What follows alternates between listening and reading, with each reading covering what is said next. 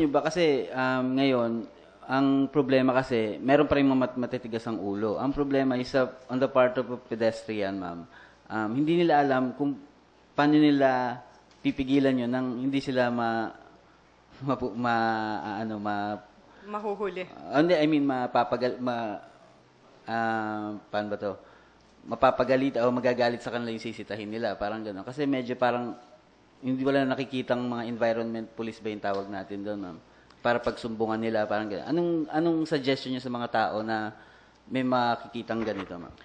Okay, ganito po yun. So, lagi nating sinasabi, paulit-ulit ho nating sinasabi ito, huwag lang hong magsigarilyo sa pampublikong lugar. Doon sa RA 9211, napaka-specific po nun. One is the public terminals. Napaka-strict po tayo dyan. Public terminals. Number 2 are the conveyances. Ito po yung ating mga PUVs, lahat po ng ating LRT, MRT stations. Makikita naman po, no smoking signages po dyan. And then, sa ating pong footbridges, sa stairwells, bawal po dyan. Doon sa ating mga hospital, sa ating mga eskwelahan, sa ating where food are prepared, no? Napaka-specific na po niyan. So, yun lang po yung ating talagang babantayan na huwag kayo dyan maninigarilyo. Ang ating proteksyon na ibinibigay sa publiko, ito po yung number 1 talagang sinasabi ng MMDA. Proteksyon ng publiko na ayaw makalanghap ng masamang amoy ng sigarilyo. Paulit-ulit ho din naming sinasabi yan. Ngayon, I am just so happy to report to you. Wala na ako masyadong nakikita. Kung meron man, 1 o 2. Yung may hawak-hawak na sigarilyo habang naglalakad. So this is one thing that we'd like to thank the public, that you are supporting the campaign. It's not because dahil natatakot lang kayo, it's because you are already so much concerned about your health. Tanungin natin ang mga naninigarilyo, ito ba ay nakakabuti talaga sa health ninyo? Mukhang ang sagot naman ay hindi. So, yun lang po ang aming pakiusap sana. Okay, wag lang kayong makikita sa mga lugar na yan. At dahil mayroon tayong mga pinoprotektuhan. Ngayon, may tanong ka, wala namang mga enforcers dyan. Meron po kami sa mga selected lang po na areas. At hindi rin po kami nagkulang sa paglalagay din ng mga signages. Like for example, the loading bays. Ang loading bay ba ay publiko o private? Publiko yan. So huwag ka maninigarilyo dyan kasi bumababa po dyan ang ating mga passengers.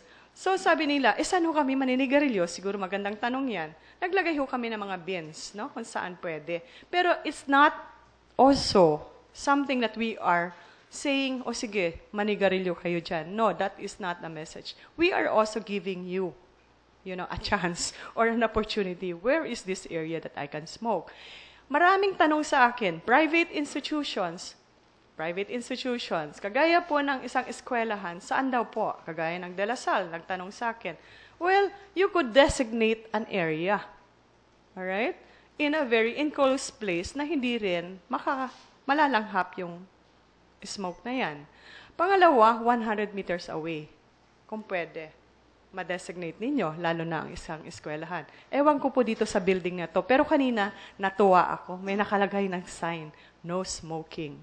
So, I don't know what are the other parameters here or rules po ng pero pinapaubaya po natin yan sa mga administrators ng bawat institution.